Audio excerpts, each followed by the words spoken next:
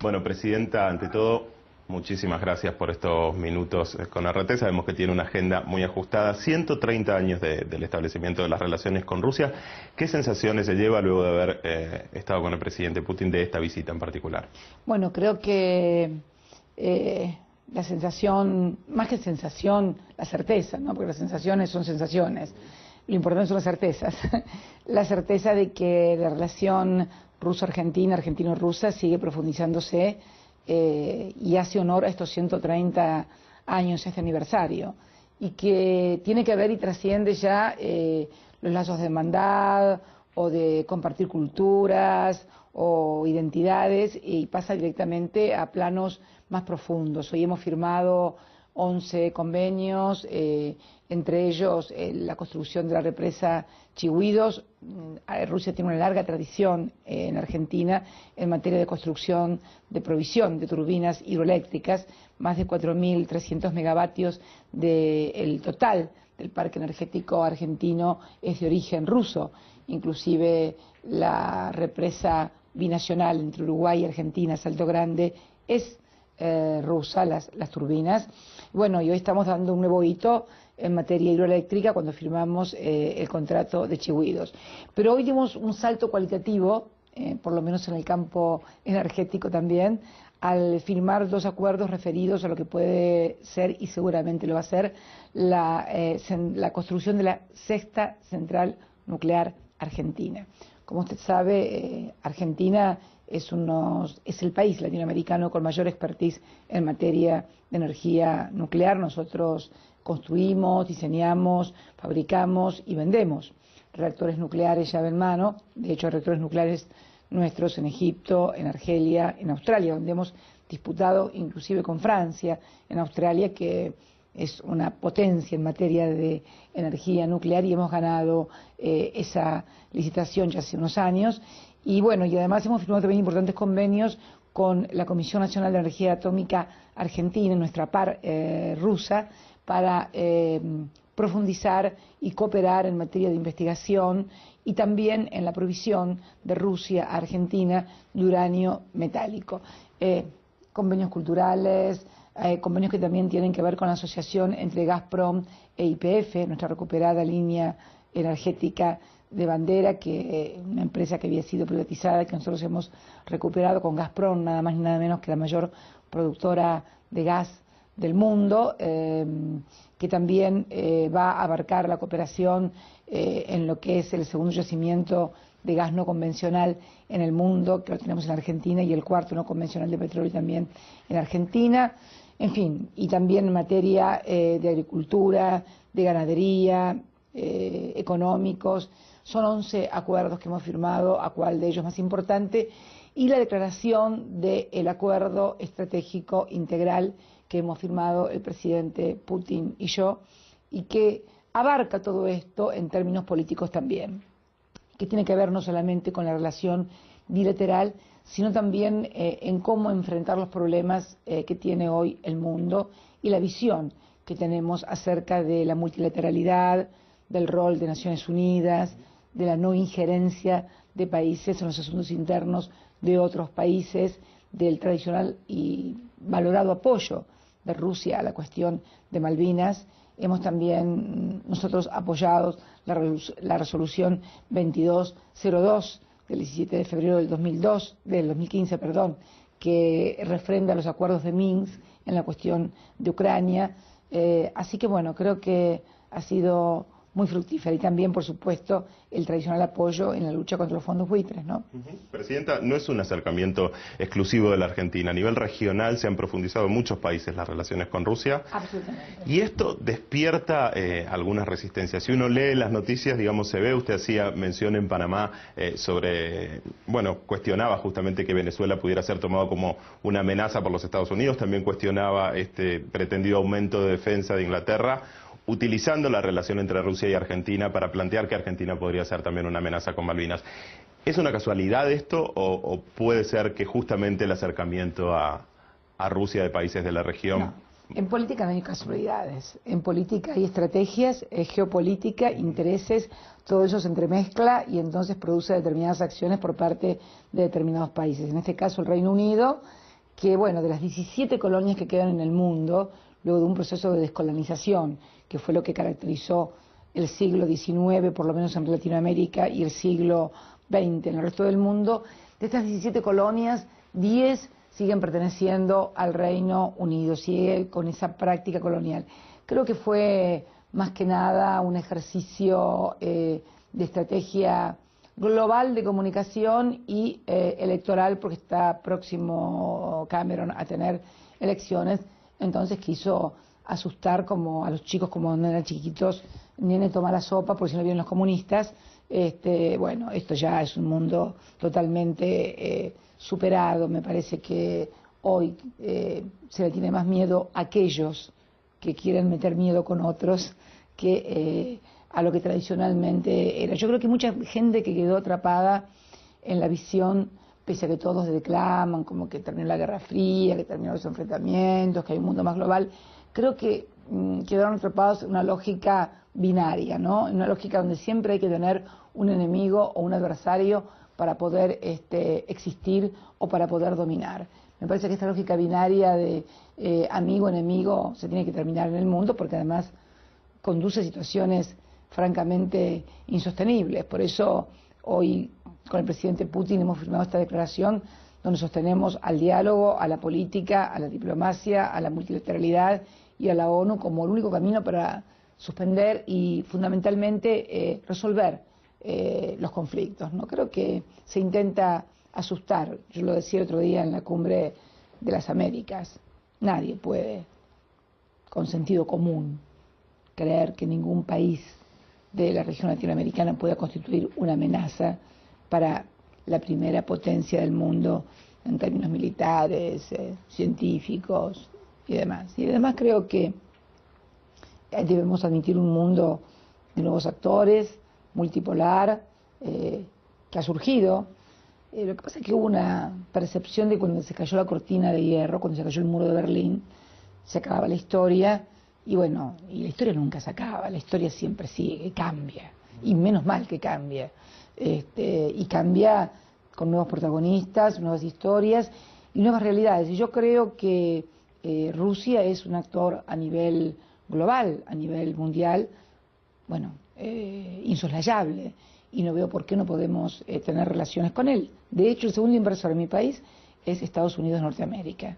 De las 500 empresas más importantes de Estados Unidos, 100 están radicadas en la Argentina.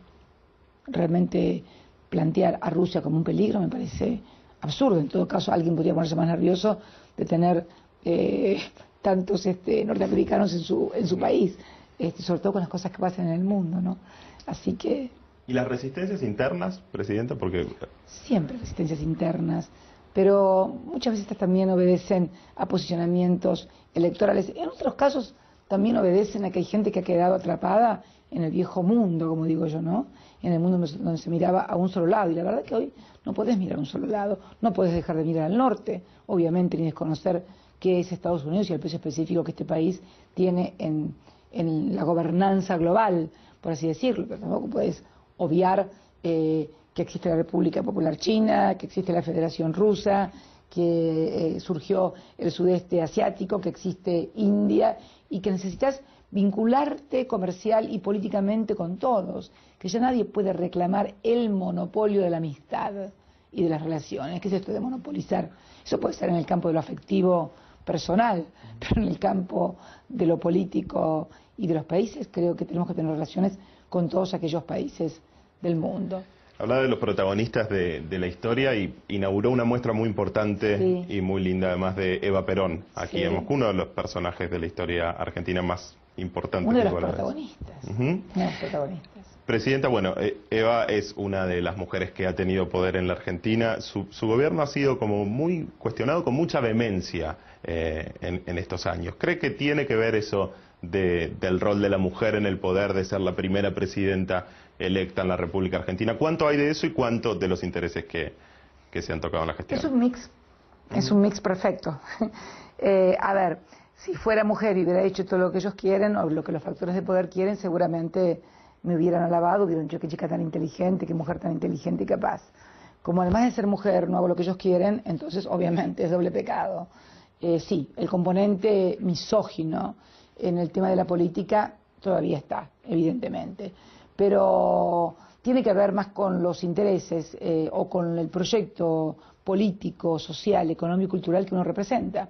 Margaret Thatcher también era mujer, sin embargo era aceptada muy amablemente por las grandes potencias del mundo, con lo cual la condición de mujer no basta únicamente para ser por allí atacada desde los centros del poder.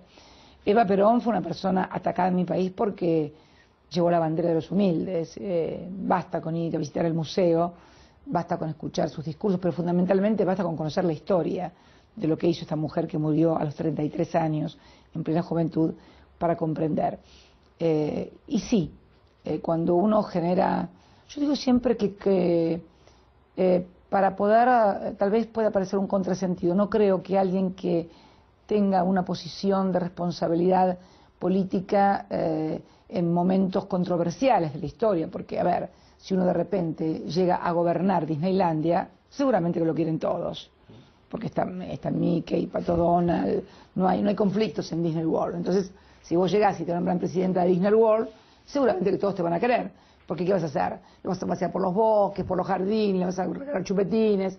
Ahora, si te toca gobernar un país como la República Argentina, como el que tocó a Néstor Kirchner en el año 2003, con un 25% de desocupación, con una deuda del 160% de tu PBI, con demandas sociales, con 54% de pobreza y demás, bueno, obviamente. Y si además, cuando comenzás a superar eso, comenzás con un proceso de redistribución de la riqueza para impulsar el crecimiento del país, y sí, seguramente vas a despertar algunas opiniones contrarias. Pero bueno, dicen que muchas veces se odia solamente lo querido, ¿no? Es difícil también despertar odio. Es mucho más fácil despertar indiferencia por mediocre, ¿no? Digo. A nivel personal, ¿cómo se lo toma? Porque ha habido críticas como muy fuertes, más allá de la figura institucional de presidente y de seguir adelante con un proyecto.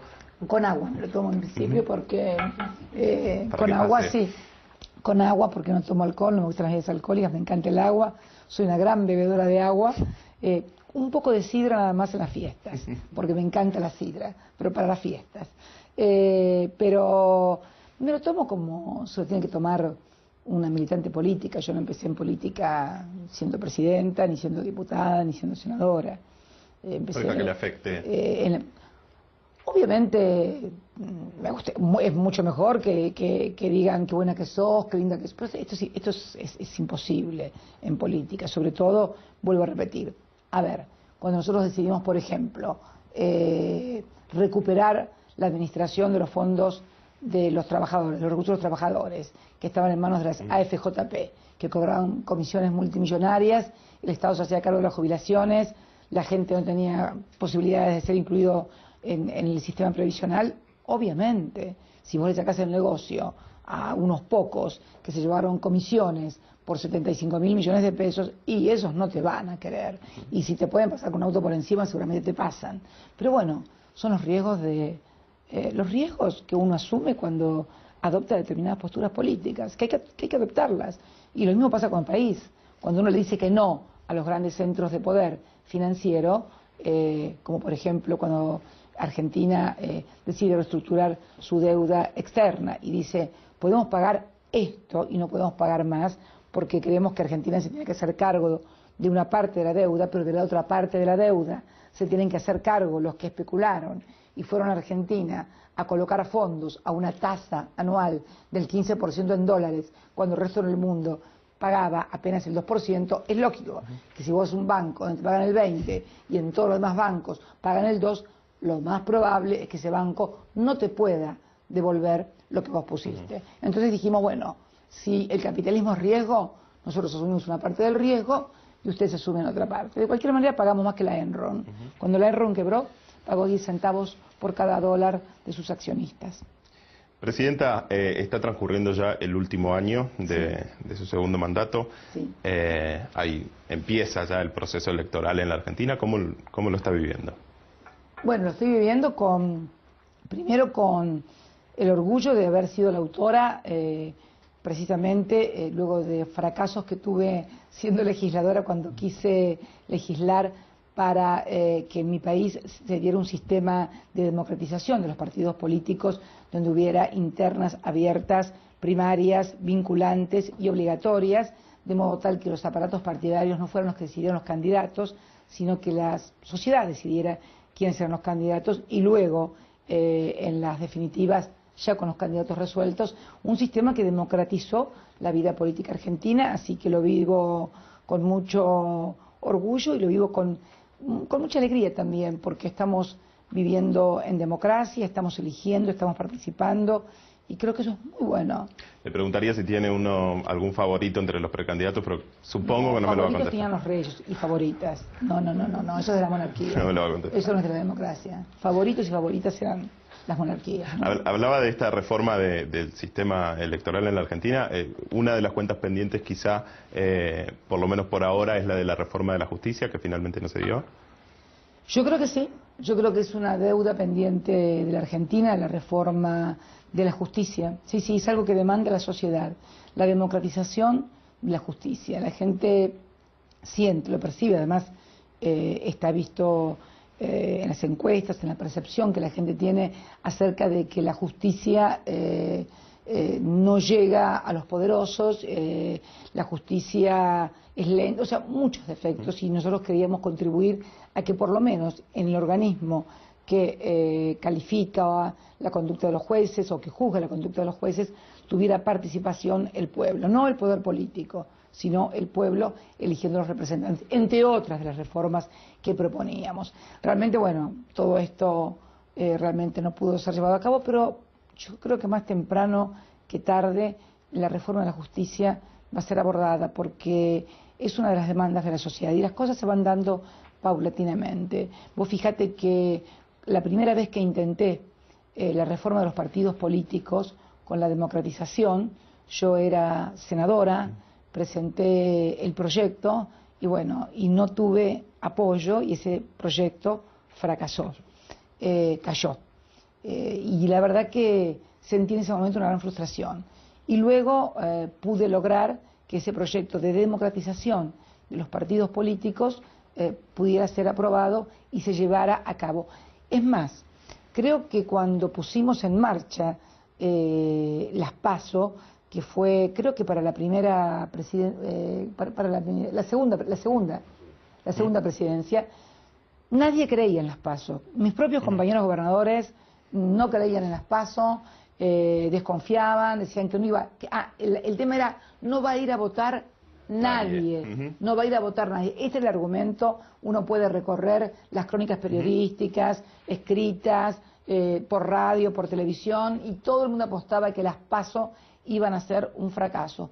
Fueron un éxito total de concurrencia, tanto en las primarias como luego, porque es un nivel altísimo de participación, y fue la verdadera democratización de los partidos políticos. Y bueno, la pedían inviable, imposible, y se pudo lograr. ¿Cuánto costó? Muchos años. Y bueno, ¿por qué no confiar que nos cueste algunos años más la democratización de la justicia? Pero va a llegar, no tengas dudas. Presidenta, sabemos que tenemos que ir terminando. Entre las cosas que le han pasado durante la presidencia, ha sido abuela, está por ser abuela por segunda vez. Así es. Así sí, nos hemos enterado. Sí. ¿Cómo se imagina? La noticia la tomó bien, ¿no? ¿La alegró? Estupenda, sí. La madre, la primera que la tomó bien fue la madre. ¿Sí? Sí, la madre. El padre también. Ajá. Y después, bueno, la abuela ni que hablar. Bueno, ¿cómo se imagina después el 10 de diciembre de este año cuando entrega el mandato? ¿En qué lugar? ¿Se imagina más cerca de la familia, más cerca de los nietos o...? ¿Qué me querés llevar a la casa a cuidar a los nietos? ¿Vos? No, es una pregunta de cómo se visualiza usted personalmente, más allá de cómo la ven. Esta es una pregunta muy curiosa que te hacen siempre. Yo en realidad voy a cumplir 8 años de presidente el próximo 10 de diciembre y tengo 62. Si yo le resto los 62, 8 quiere decir que la mayor parte de mi vida no fui presidenta. Pero convengamos que no es un cargo más. No es un cargo más, digamos el cargo institucionalmente al que más puede aspirar uno. Pero puede ser presidente y no pasar a la historia, o pasar a la historia como cualquier cosa. Así que te digo que en definitiva me parece que lo más importante no he sabido ser presidenta, sino haber hecho determinadas cosas cuando fuiste presidenta.